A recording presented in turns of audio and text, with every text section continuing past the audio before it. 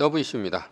플랫폼 한정적 불멸의 존재. 레드킨 효과라고 있죠. 레드킨은 루이스 캐럴이 쓴 이상한 나라 앨리스의 속편 겨울나라 앨리스에 등장하는 여왕과 앨리스의 이야기입니다. 소설에서 여왕은 앨리스의 손을 잡고 숲속으로 뛰는데 앨리스는 한 걸음도 앞으로 나가지 못하는 것처럼 느낍니다. 이유를 묻자 여왕은 제자리라도 지키려면 온 힘으로 달려야 하고 더 앞으로 나가려면 지금보다 2배는 더 빨리 뛰어야 한다 라고 말했습니다. 기업의 생태계는 이 말과 통합니다. 한번 경쟁에서 뒤처진 기업은 대부분 일어서지 못하고 소멸합니다. 그리고 중간이라도 하려면 온 힘을 다해서 뛰어야 하죠. 워렌 버핏 10년 투자 내기 압승 상금 전액 기부라는 이제 기사가 있는데요. 여기 보면 2008년 1월 1일자로 시작된 내기는 뉴욕 증시 마지막 거래일이던 지난 12월 29일 버핏의 압승으로 마무리됐다. 버핏의 인덱스 펀드는 연평균 7.1%에 달하는 높은 수익을 낸 데 반해 프로테제의 헤지펀드 수익률은 2.2%에 그쳤다. 유명한 내기죠. 워렌 버핏은 헤지펀드의 수익률 내기를 했습니다. 워렌 버핏은 헤지펀드에 수수료를 내고 돈을 맡기느니 차라리 S&P 500 지수에 투자하는 것이 낫다 이렇게 얘기를 했죠. 이에 헤지펀드 대표는 워렌 버핏과 10년간의 수익률 내기를 했고 결국 워렌 버핏이 산 S&P 500 지수 ETF인 스파이가 7.1%로 이겼던 것입니다. 왜 지수 ETF가 헤지펀드 수익률을 이겼을까? 이긴 이유는 지수 ETF가 시장이기 때문입니다. 왜 시장이 이겼을까? 헤지펀드는 수많은 천재들이 있는데도 불구하고 왜 졌을까라는 것이죠. 왜냐하면 시장은 기업보다 더 혁신적이기 때문입니다. 시장은 자연의 생태계와 같습니다. 생태계는 동식물의 지구 환경입니다. 생태계는 지금까지 지구에 살아남았지만 개별의 생물은 멸종한다는 의미와 같습니다. 예를 들어 공룡은 세상을 지배할 정도로 한때 번성했지만 지금은 멸종하고 화석만 남아있을 뿐입니다.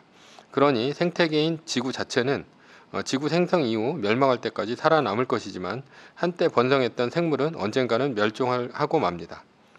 인간이 지금 세상을 지배를 했지만 인간도 몇억 년 아니 몇천 년 후에는 멸종할지 모르는 일입니다.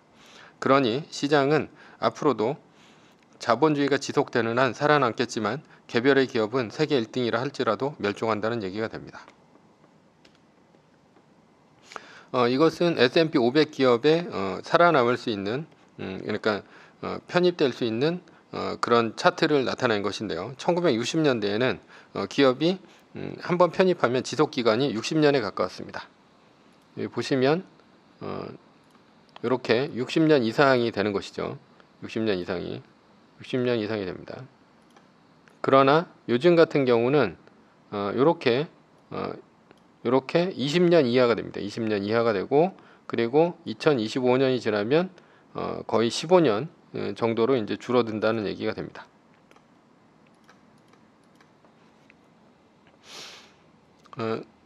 이 얘기는 시장이 더 혁신적이라는 얘기가 됩니다. 100년 기업의 조건에서 케빈 케네디는 2004년 기업의 평균 수명이 13년이며 80%의 기업이 30년 내에 사라진다고 했습니다. 지이가 다우지수에서 퇴출됐죠. 122년 만에 초기 종목 전멸이라는 이제 기사가 있는데요.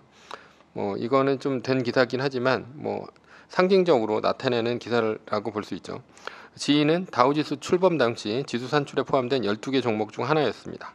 한때 다우지수에서 제외됐으나 1970년 다시 편입돼서 110년 이상 자리를 지켜왔습니다. 지이는 사업 환경 변화로 주가 하락을 겪었죠. 시장이 개별 기업보다 더 혁신적이라는 증거가 여기 있습니다. 다우존스 지수에서 122년 만에 지이가 퇴출됨으로써 시장이 기업보다 더 혁신적이라는 것을 보여주었습니다. 다우존스 지수라는 시장은 살아남았지만 지이라는 개별 종목은 사라졌기 때문입니다. 그렇다면 한때 혁신적이었던 기업은 시장에서 어떻게 사라졌을까? 코닥은 한때 세계 필름 시장을 지배했습니다. 그러나 디지털 카메라를 먼저 개발하고도 필름 시장을 버릴 수가 없어서 디지털 카메라를 묻어버렸습니다. 왜냐하면 디지털 카메라는 필름이 없고 게다가 공짜이기 때문이죠. 그리고 디지털 카메라가 잘 팔리면 필름 현상으로 밥 먹고 사는 체인점에 반발이 있을 것으로 예상되었기 때문입니다. 결국 디지털 카메라 팀은 니콘과 캐논으로 이직했고요. 그리고 디지털 카메라 시장이 필름 시장을 지배하자 결국은 코닥 망했습니다. 기업은 혁신으로 시장에 적응하는 것이 아니라 혁신적인 기업이 나와서 기존의 시장을 깨부수고 새로운 시장을 여는 것입니다. 이러한 일은 시장에서 흔히 일어납니다. 불안간 TV를 지배했던 일본의 소니, 샤프, 히다치 등은 LCD TV로 세상이 바뀌자 삼성전자와 LG전자로 시장 지배자가 바뀌었습니다. 스마트폰이 나오자 기존의 피처폰 시장 강자였던 노키아는 망했고요. 삼성전자는 간신히 살아남았지만 LG전자는 결국 퇴출되었습니다. 그리고 애플이 스마트폰 시장을 지배하고 있습니다. 그런데 시장을 지배하는 기업이 나오기 시작했습니다. 시장 자체를 지배하는 기업이죠. 그것은 바로 플랫폼 기업입니다. 이러한 현상은 인터넷 때문입니다. 모든 것이 연결된 인터넷 세상에서 플랫폼 기업은 하나의 시장이 되었습니다. 앱스토어 독점 기업 아냐, 실속은 애플이 다 챙겼다라는 기사가 있는데요. 이번 소송의 쟁점 중 하나는 인앱 결제 강제 때문이다라는 것인데, 이 소송의 시작은 에픽게임즈가 애플의 iOS라는 생태계에서 인앱 결제만을 강제했기 때문입니다. 그래서 소송을 한 것이죠. 인앱 결제란 플랫폼 사업자가 개발한 자체 결제 시스템을 활용해 유료 앱과 콘텐츠를 결제하도록 하는 것입니다. 이러면 대부분의 게임 앱이 하는 정책인 게임은 무료, 그리고 아이템은 결제라는 유료 시스템에 애플이 결제 시스템에 끼어드는 셈이 됩니다. 따라서 게임 아이템을 살려면 애플에 30%라는 막대한 수수료를 내야 하며, 애플은 iOS라는 시장을 만들어 놓고 그 시스템을 이용하는 모든 기업에게 돈을 거둘 수 있다는 것입니다. 이것은 구글의 안드로이드와 마찬가지입니다. 안드로이드도 스마트폰 플랫폼이기 때문입니다. 그렇다면 스마트폰 이전에는 플랫폼이 없었나? 라는 것이죠. 마이크로소프트의 윈도우즈가 있었습니다. 그러나 마이크로소프트의 윈도우즈는 모든 PC가 지금처럼 인터넷과 연결되던 시절이 아닙니다. 따라서 윈도우즈는 CD로 판매되었고요. 한 번 판매한 CD는 돈 한 번만 받고 끝이었습니다. 그리고 인터넷이 PC 기반에 깔리면서 결제 시스템은 프로그램 개발사가 각자 구축했습니다. 마이크로소프트의 윈도우즈도 시장입니다. 그러나 스마트폰의 인앱 결제와 같은 강력한 이익 도구가 없었습니다. 그런 면에서 애플의 전 CEO인 고 스티브 잡스는 천재라고 볼 수가 있습니다.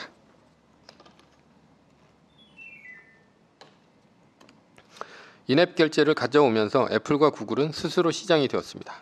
앞에서 시장은 혁신적이고 개별 기업은 혁신적이지 않다 했습니다. 그런데 시장을 가진 기업은 혁신적이지 않아도 됩니다. 왜냐하면 시장의 입점에 있는 기업들은 혁신적이기 때문입니다. 혁신적이지 않으면 퇴출되기 때문이죠. 애플의 iOS와 구글의 안드로이드 생태계는 게임을 비롯해서 수많은 각종 앱들이 있습니다. 이들은 스마트폰 생태계에서 살아남기 위해 레드킨의 말처럼 죽을 힘을 다해서 뛰어야 하며 뛰어나려면 2배는 더 빨리 뛰어야 합니다. 그러나 애플과 구글은 그럴 필요가 없습니다. 스마트폰 생태계가 잘 돌아가기만 하면 되고, 그들 중에 살아남는 기업에게 인앱 결제 수입을 떼기만 하면 됩니다. 왜냐하면 이젠 앱을 통하지 않고는 마케팅이 안 되기 때문입니다. 이런 플랫폼은 애플과 구글에만 있지 않습니다. 아마존, 알리바바는 쇼핑의 플랫폼을 구축했고, 유튜브, 페이스북, 인스타그램, 틱톡도 영상과 사진의 플랫폼을 구축했습니다. 그래서 이들을 일컬어 빅테크라 합니다. 빅테크 기업은 대부분 생태계 기업입니다. 자체 시장을 만들어낸 최초의 기업이라 할 수 있습니다. 어떤 기업도 이젠 앱을 통하지 않고는 어떤 상품도 팔 수 없습니다. 심지어 명품 기업도 자체 매장이 아닌 온라인 판매를 한다고 하지 않습니까? 따라서 앱을 통해 물건을 판다면 꼼짝없이 인앱 결제 수수료를 플랫폼 기업에게 내야 합니다. 그렇다면 플랫폼 기업 중에서 시장의 지배자는 누구인가? 라는 것이죠. 결론부터 얘기하면 애플입니다. 애플 iOS 기본 검색 유지에 17조 원 지불, 반독점법 위반이라는 기사가 있는데요. 구글이 자사 검색 엔진을 아이폰 등 iOS 생태계에서 기본 검색 엔진으로 사용되도록 하기 위해 올해 애플에 17조 5,600억 원을 지불했다는 분석이 나왔다. 구글도 하나의 앱일 뿐입니다.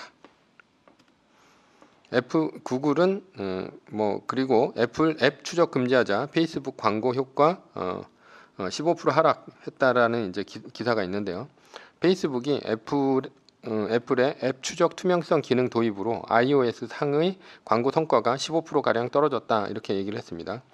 애플은 2021년 4월 iOS 14.5로 업데이트하면서 도입한 앱 추적 투명성 기능을 추가하며 각종 앱의 개인의 정보 공개 여부를 물었습니다. 앱 개발사들이 이용자의 동의 없이는 이용자의 데이터를 수집, 추적할 수 없게 되었습니다.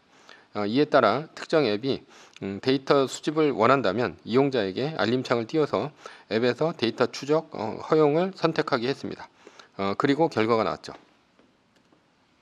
페이스북 우려 현실화 4%만 앱 추적 동의. 애플이 iOS 14.5를 출시한 이후 미국의 이용자 중 데이터 추적에 동의한 사람은 4%에 불과했다고 CNET을 비롯한 주요 외신들이 이제 보도를 했다라는 것이죠. 업데이트 이후 공개한 정보 공개를 한 개인은 4%밖에 되지 않습니다. 그래서 페이스북이 얼마 전에 5% 이상 하락한 적이 있죠. 검색 플랫폼의 지배자인 구글과 광고 플랫폼의 지배자인 페이스북도 스마트폰의 지배자 애플의 iOS 체제 하에서는 하나의 앱 사업자 이상도 이하도 아닙니다. 진정한 시장을 지배한 애플의 플랫폼 기업은 기업 중에 갑 중의 갑입니다. 그래서 시가총액 1등 기업이 되었습니다. 2021년 9월 현재 애플의 시가총액은 2조 5천억 달러입니다. 한국의 코스피 시가총액을 앞섭니다. 애플은 스스로 시장이 된 것이죠. 그렇다면 애플과 구글 그리고 지수 ETF인 S&P 500과 다우존스 지수, 나스닥 100의 지수를 비교해 보겠습니다. 누가 더 뛰어난 존재일까라는 것이죠. 최근 5년간 수익률로 본다면 애플이 S&P 500, 나스닥 100 지수 모두 압도합니다. 500% 올랐죠. 이유는 무엇이냐? 이유는 S&P 500 기업 편입 종목은 500개밖에 없습니다. 나스닥 100 기업은 100개밖에 없습니다. 그러나 애플, 구글의 플랫폼에는 수십만 개의 앱이 있습니다. 그중 아마존, 페이스북, 인스타그램, 유튜브 등 혁신적인 기업들 모두 다 들어가 있습니다. 지수를 사라고 했습니까? 아닙니다. 플랫폼을 사는 것이 맞습니다. 분산 투자는 플랫폼 기업을 사면 자연스럽게 분산 투자가 되는 것입니다. 그렇다면 애플이 앞으로도 지속적으로 시장을 지배할까라는 것이죠. 아닙니다. 진정한 플랫폼은 하드웨어입니다. 하드웨어가 바뀌면 시장의 지배자는 바뀝니다. 그런 면에서 앞으로 전기차와 AR, VR이 차세대 플랫폼 하드웨어로 떠오르고 있습니다.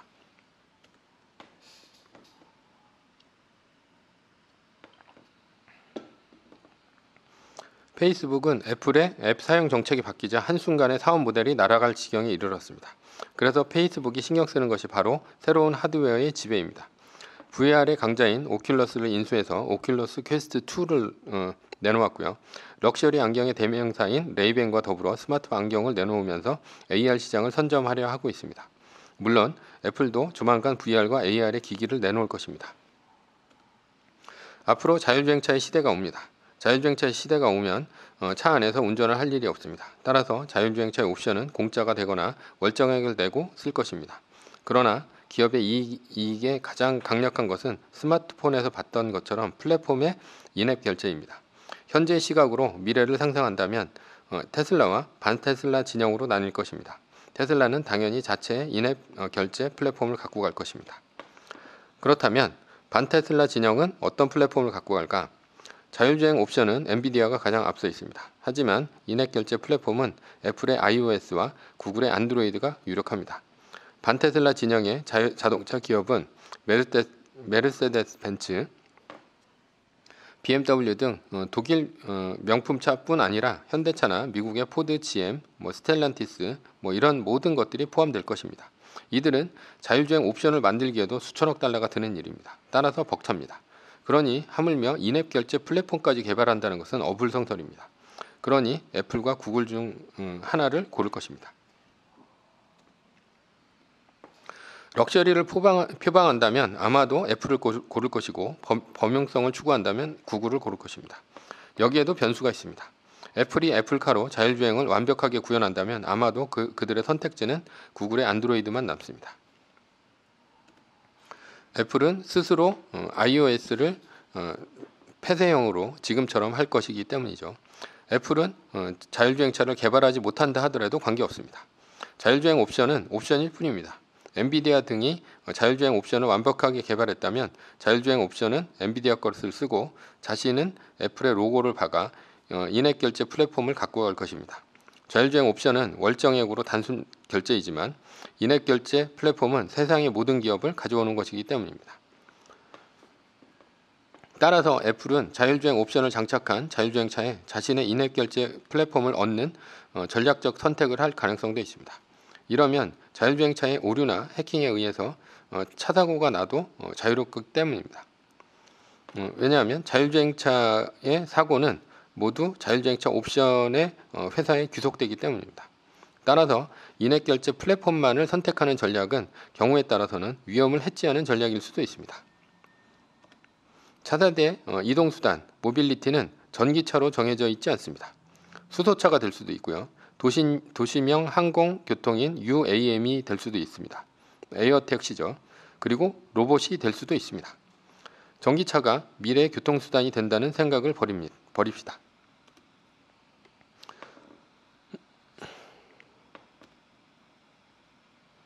그런 면에서 애플과 구글은 이동수단을 개발하는 기업보다 훨씬 유리합니다. 이동수단은 한낱 이동수단에 불과하기 때문입니다. 진정한 시장을 창조하고 지배하는 지배자는 인앱결제형 플랫폼입니다. 왜냐하면 인앱결제형 플랫폼이 있어야 인간의 욕망을 채워주기 때문입니다. 자율주행차는 스스로 그냥 자연스럽게 녹아들기 때문이죠. 있는지 없는지 모르는 것이죠. 단순히 로봇이 운행을 하거나 아니면 택시 운전기사가 운행을 하는 것이죠. 내가 택시 안에 있을 때는 누가 운전하든지 중요한 것은 아닙니다. 그러나 내가 스스로 돈을 내는 것은 이동수단에다 돈을 내는 것보다는 훨씬 더 내 욕망을 채워주는 넷플릭스를 보거나 아니면 유튜브를 보거나 아니면 물건을 사거나 이런 식의 욕망을 채워주는 일이기 때문입니다. 애플과 구글의 플랫폼은 이미 수많은 앱들이 있습니다. 따라서 모빌리티가 만들어지자마자 기존에 개발되었던 수십만 개의 앱들이 순식간에 이식될 것입니다. 페이스북, 인스타그램, 유튜브, 틱톡, 아마존 쇼핑, 넷플릭스 등의 앱이 어떤 프로그램의 개발도 없이 사용될 수 있기 때문입니다. 따라서 다시 말하자면 새로운 플랫폼에 맞춰 수많은 앱을 개발하려면 천문학적인 돈이 드는 작업이기 때문에 훨씬 더 애플과 구글이 유리하다는 얘기입니다. 그리고 후발주자를 확실하게 누를 수 있는 전략이기도 합니다. 차세대 자체 플랫폼을 개발한 기업과 애플이나 구글의 플랫폼을 장착한 기업 중 어떤 기업이 더 경쟁력이 있을까? 그것은 마이크로소프트의 윈도우즈 모바일과 삼성전자의 바다, 타이젠 플랫폼 실패에서 알 수 있습니다. 마이크로소프트의 윈도우즈 모바일은 우버의 앱이 구글의 안드로이드나 애플의 iOS에 비해 1년 반이나 늦었습니다. 따라서 윈도우즈 모바일 플랫폼을 장착한 스마트폰은 시장에서 외면당했고 결국 퇴출되었습니다. 모빌리티 개발 후발주자는 선두주자를 앞서기 위해 기존의 플랫폼 강자 애플과 구글을 선택할 가능성이 높습니다. 결론입니다. 시장은 개별 기업보다 훨씬 더 혁신적입니다. 스마트폰이 나오면서 플랫폼은 스스로가 시장이 되었습니다. 따라서 플랫폼 지배자는 플랫폼이 유지되는 한 불멸의 존재가 되었습니다. 앞으로 새로 나올 플랫폼의 지배자도 플랫폼이 지배하는 한 한정적 불멸의 존재가 될 것입니다.